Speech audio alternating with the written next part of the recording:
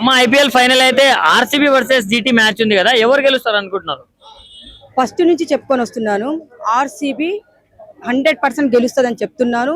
అప్పుడు చెప్పాను, మొన్న చెప్పాను, ఇప్పుడు కూడా 100% గెలుస్తుంది. కప్పు మనకే, ఈసారి కప్పు నమ్మదే. మరి జీటీ వాళ్ళు కూడా నైట్ మంచి పర్ఫార్మెన్స్ ఇచ్చారు కదా రాజస్థాన్ మీద, సో ఆర్సీబీ మీద అలాగే చెలరేగి ఆడే అవకాశాలు ఏమైనా ఉన్నాయా? ఉంటది, ఎందుకంటే వాళ్ళు ఇద్దరు ఉన్నారు దాంట్లో ఆడేవాళ్ళు, బాగా వాళ్ళిద్దరు. కానీ వాళ్ళిద్దరు ఏంటంటే ఇప్పుడు వాళ్ళు ఎట్లా ఆడుతున్నారంటే దుమ్ము దులిపేస్తున్నారు. కానీ వీళ్ళ పోటా పోటీగా వీళ్ళు ఏంటంటే ఆర్సీబీ ఒకటి, గుజరాత్ టీము ఇంకా లాస్ట్ ఫైనల్ ఉంది కాబట్టి రేపు ఎలా అంటే వీళ్ళు హుషారు అనేది చూపించేస్తారు. ఎంత చూపించినా గానీ గెలిచేది మాత్రం, కప్పు కొట్టేది మాత్రం ఈసారి ఆర్సీబీనే. మరి ఆర్సీబీలో ఎవరెవరు బాగా ఆడాలని మీరు అనుకుంటున్నారు? ఎవరు బాగా ఆడితే గెలుస్తుంది అనుకుంటున్నారు ఆర్సీబీ? ఆర్సీబీలో మనకి నేను విరాట్ కోహ్లీ ఫ్యాను.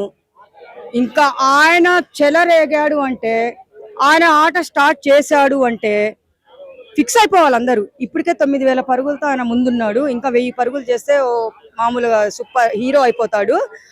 ఇప్పుడు ఆయన స్టార్ట్ చేస్తే చూడండి, రేపు మాత్రము ఎట్లా ఆడతాడో మన విరాట్ కోహ్లీ. మన సత్తా ఏందో, ఆర్సీబీ సత్తా ఏందో రేపు ఫైనల్ మ్యాచ్ లో మనం వెయిట్ చేసి చూడాలి అక్కడ. మరి రజత్ పట్టిదార్ క్యాప్టెన్సీ గురించి ఏం చెప్తారు? లాస్ట్ ఇయర్ కప్పు గెలిపించాడు వచ్చి రాగానే, ఈ సీజన్ మళ్ళీ ఫైనల్స్ కి తీసుకొచ్చాడు. అలాంటి లైక్ ఆర్సీబీకి దొరికిన దేవుడు అని చెప్పుకోవచ్చు. శివయ్య, ఆంజనేయ స్వామి, ఒక వెంకటేశ్వర స్వామి, అన్ని దేవుళ్ళు ఆ క్యాప్టెన్ లోనే చూసుకోవాలి.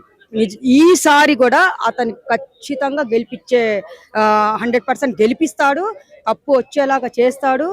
మీరు ఇంకా వాళ్ళ గుండెల్లో, ఇంకా మనము మన గుండెల్లోనే కాదు వాళ్ళ టీం గుండెల్లో కూడా ఆయన దేవుడుగా మిగిలిపోతాడు అక్కడ. Vaibhav Suryavanshi just 15 years age, but ప్రతి మ్యాచ్ చెలరేగి ఆడాడు, చాలా బాగా ఆడాడు.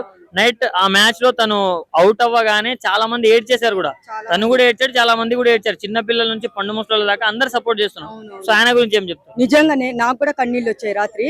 నేను ఫస్ట్ అబ్బాయిని నేను చూసిందే రాత్రి ఫస్ట్ టైము. మా పాప చెప్పింది, అమ్మ ఎంత బాగా కొడతాడు, సిక్సర్లు మామూలుగా దుమ్ము దులిపేస్తాడని చెప్పింది. లాస్ట్ ఓడిపోయేసరికి పాప ఆయనతో పాటు ప్రతి ఒక్కరూ కన్నీళ్లు పెట్టుకున్నారు, నేను కూడా కన్నీళ్లు పెట్టుకున్నాను. ఆ బంతులు కొడుతుంటే హెచ్ఆర్ఎస్ టీం వాళ్ళు మా దుమ్ము దులుపుతుంటే ఆ బత్తాయిలు కాస్త నిమ్మకాయలు అయిపోయినాయి. కొడుతుంటే బత్తాయిలు కాస్త ఈ నిమ్మకాయలు అయిపోయినాయి అయ్యా. అలా దుమ్ము దులిపాడు ఆ పిల్లోడు ఉండబట్టి మామూలుగా గెలవలేదు. నాకైతే వీళ్ళు వస్తారనుకున్నా, నేను ఫైనల్ కి వీళ్ళు రావాలి మెయిన్ గా. సపోజ్ వీళ్ళు గాని వచ్చుంటే ఆర్సీబీకి వీళ్ళు పోటీ ఫైనల్ పెట్టుంటే మాత్రము మన రాజస్థాన్ వాళ్ళు వీళ్ళే గెలిచే వాళ్ళని నాకు అనుకుంటాను. ఎందుకంటే ఆ ఎస్ఆర్హెచ్ వాళ్ళని తప్పించి వీళ్ళిద్దరు ఎవరు గెలిచినా ఒకటే నాకు అలా అనుకున్నాము. కానీ గుజరాత్ టీం గెలిచింది. నాకు ఆ అబ్బాయి ఓడిపోయాడని అందరికి బాధేస్తుంది. వీళ్ళు ఫైనల్కి వచ్చుంటే బాగుండు, ఆ అబ్బాయి కూడా కలలు కన్నాడు అని చాలా మంది అనుకుంటున్నారు.